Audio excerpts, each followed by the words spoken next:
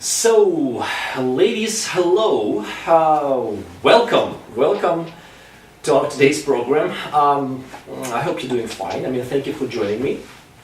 And today I'm going to continue my lectures, and the topic is, actually I've been thinking, trying to decide whether I should teach you how to, should give you a lecture on how to teach grammar, for example. It was one of my options.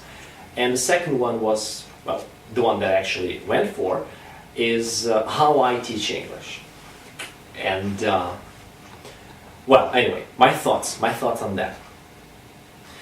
I think it's one of the most important things in teaching to make sure that the way you teach English, somehow, in some way, to a certain extent,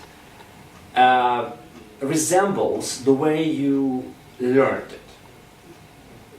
So, you know how you learned to speak English, how you mastered the language, to whatever level. At whatever level you speak English and understand it, you should teach it basically the same way. I think this will make you more of a person with integrity, a professional with integrity. If you learned to speak English, if you learned English or English grammar, translating sentences, I think you should do the same with your students. If you did, American TV shows watching, then your students should do that. And so on and so forth. Of course, you should introduce some new things you didn't know 10, 15 years ago when you were studying the language. But I think the core of your teaching should be, the way you learned it yourself. It's important. Just teachers shouldn't be hypocrites. They shouldn't change just because, whatever. So I made my point. And that's why I'm teaching English very, very much like the way I learned it. And I learned it in an extremely boring way. And before I tell you those things, I believe that there are actually two basic ways in which we can learn a language. I call them, it's my own terminology. It bears a certain resemblance to the general universal terminology, but still it doesn't have to be like that. So it's my own terms. There's inductive way of learning, and there's deductive way of learning. And our system of education is based on the deductive method, and which is learning rules, learning the big general things, and then maybe having some practice, learning words of course, and then getting some practice on how to combine those words together using those rules. So, deductive way is going from general to specific. Yes, when you have a rule and you just apply it in practice. And there's another way, inductive way, and when you don't know the rules, you don't learn the rules. You just deal with contexts all the time. You deal with words and certain dialects, with certain texts, and you're focused on the communication, on the meaning. And just because you have lots of such contacts with this language, you somehow get to feel that this form means this. This form means that. And this feeling of what is right, what is wrong, gradually evolves within you when you have, or if you have enough experience.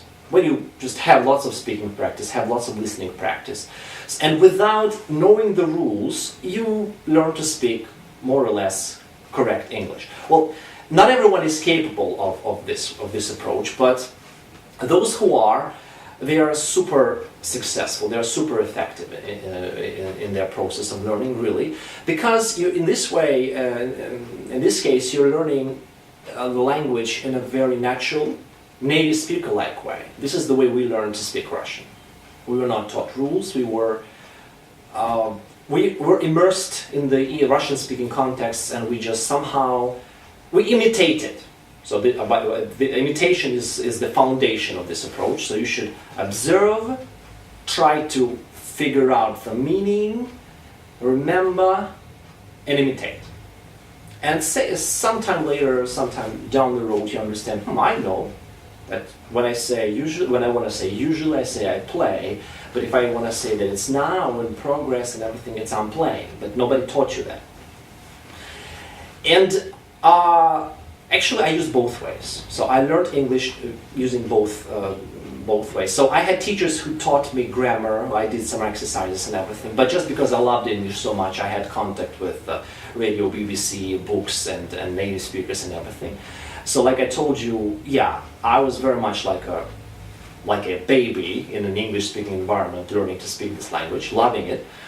So I had these two ways in my life. That's why my students are exposed to both ways. So I make sure that they have both. But there's this belief that I hear it so many times. There's this wonderful guy, A.G. Hogue. Well, he's a teacher of English. He's an American, and he has his own online English teaching course called Effortless English, if I'm not mistaken. Anyway, I watched his videos in which he just preaches this way of learning English, that you have to be immersed in the context, you have to, sooner or later start feeling what this means, and without learning grammar. So don't learn grammar. This is the message, which I don't agree with, because our people really need to understand why. And I have to explain so many times, not because I understand that explaining is teaching. No, it's not the most important thing. Being able to explain, like having the knowledge that I can share with my students. It is important, but it's not the most important thing. But I do it. I sometimes give lectures to my students. They come, and my lesson can be just school, like a lecture, like now. They have questions, they have problems, and I do the talking. I know from the point of view of this inductive method, inductive way of learning, it's terrible. Because the students are not learning anything when I'm talking. And I agree with that when I'm talking. Yeah? So I agree with that completely. If I want them to learn, they should be engaged in certain activity. But the thing is that you have to be able to use both ways, inductive and deductive, depending on what kind of people you have to deal with, what kind of lesson you have. And sometimes, in our country, I have met so many people who are dysfunctional. They cannot function. They cannot do anything if they don't have order in their head. If they don't understand the difference, if they don't understand just what does that mean. I cannot ask them, I cannot make them do anything. But if I do actually succeed in that, and they do something, they may lose their temper, they please explain, I don't understand. So that's why I have to really spend. Well, I have to do the talking. I have to do the talking. And my point is, it's okay. It must be done with certain caution, definitely. So you have to be careful. You shouldn't talk too much. You should learn to be silent. Actually, one of the greatest achievements of my teaching career, of my 18-year-long teaching career, is that I once had a lesson during which I didn't utter a single word. One lesson, one group, upper intermediate level. We had been together for several months, so we knew each other, and I just decided, I entered the class, I wanted to do something, and then at the beginning I felt like doing this kind of lesson, not a word. And so I just, maybe wrote something on the board, but not whole sentences, just some ideas, and just showed them what I wanted them to do, gave them some handouts. No, not a single word during the lesson. Unfortunately, they made me say one word. It was thank you. When they helped me pick up one thing that fallen down on the floor. But that was it, really. I didn't give any extra at all. 2 hours, not a word. So you have to be careful. Really don't talk too much like I'm doing now. Sometimes repeating myself, but I'm thinking. I'm like speaking and thinking. But it's okay. My message is, it's okay to talk, to explain, and to be, to make sure they understand, because some people need it. And when we have this seminar on teaching grammar, I will elaborate on how to explain, what to say, how to create that structure in their head. But if you don't make sure that these people who need it, really, if they don't have these rules in their head, if you don't make sure that it's there, you can't be successful. And some others don't really care about it. They just need, come on, let's do something. Let's do it, let's listen, let's read, let's talk. And you understand that they need action, and you have to give them action. And they will learn through doing. And they will need very little, if any, instruction. That's why, yeah, try to use both ways depending on what the students need. The problem with inductive approach is like when you just give them context and they have contact with the language, and you just solve some problems, you communicate and everything, do some tasks, communicative tasks. The problem with this approach is that it's never enough. It's possible to teach all the grammar, like spend half a year, teach all the grammar, they will know the grammar in this time. And it'll be enough. Like explaining, doing some exercises, they will know it, it's enough. But this inductive approach is life. It's impossible. You can't give them enough experience. You just can't. No matter how much you try, you have 2 hours a week or 4 hours a week, whatever. Even if you have 5, 7 hours, it's not enough. They need to have English as part of their life. So that's why what I do is I show them, I show my students and encourage them. And then ask them, how much time did you spend studying English, or how much time did you spend watching English? But we may start watching a TV show in class. We may do something with it. And then I say, guys, I leave it up to you. We cannot just continue watching this TV show here. It's time consuming. We have to do this, this, and that. That's why your experience is really your choice. You want to have experience, you want English to be a part of your life, you want to learn something connected to life, real English, or you want to learn just dry, boring English rules and grammar structures and everything. It's up to you, please. Just watch, read, listen, try to find people to talk with and everything like this. Which is a problem because they don't often do it. Very, very few people do that. And I, as a teacher, become, I become a worse professional, unfortunately. Because the results that my students show, they are not what I want them to be, really. I do my best to share my passion, share the love with them, but they come and say, oh, I've been busy, oh, I was ill, and everything, and that's it. And this is something you'll have to put up with. So that's why I'm thinking of doing, actually it's a big secret, but okay, nobody else can do it anyway, or is going to do it anyway. To have English concerts. I'm thinking of having English concerts, like not lessons, but English. People come to me, and I have a group of people, like 20 people in a big room, and we do everything together for like 4 or 5 hours. Disco, dancing, shouting, speaking, moving. It's like whole events in which people will be engaged physically, emotionally, mentally, English will be given to them, explained. They'll receive some some practice with the language, but so it will be like learning the language.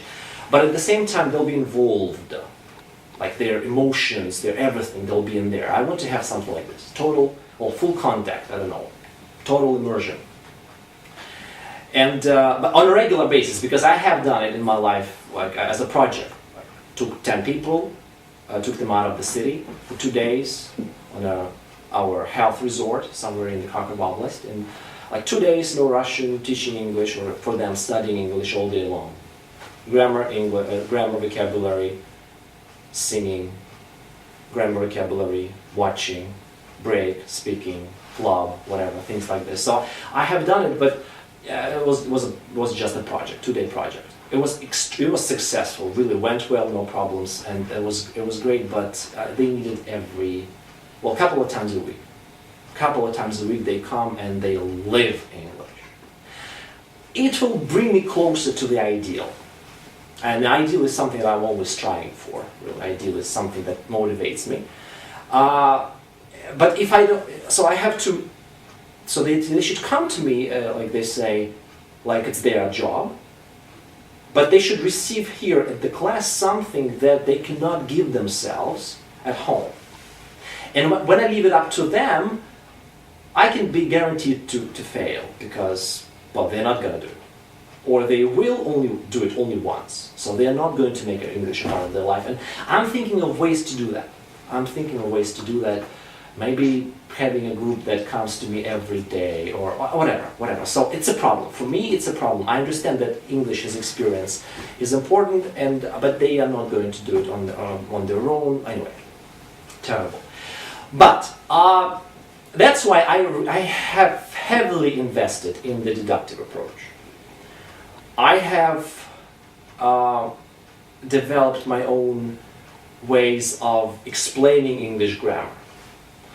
For example, like everyone, I start teaching English with the verb to be.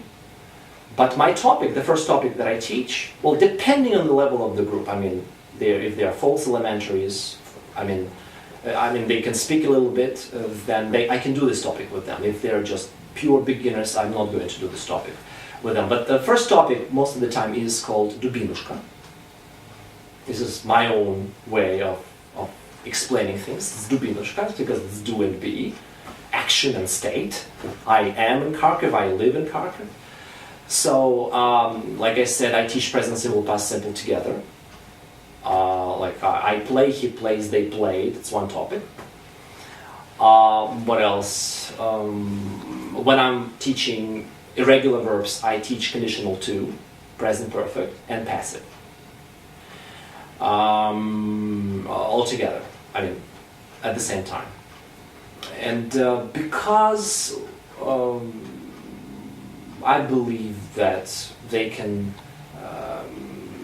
I believe that they're geniuses. They're not always are, but I just believe that they're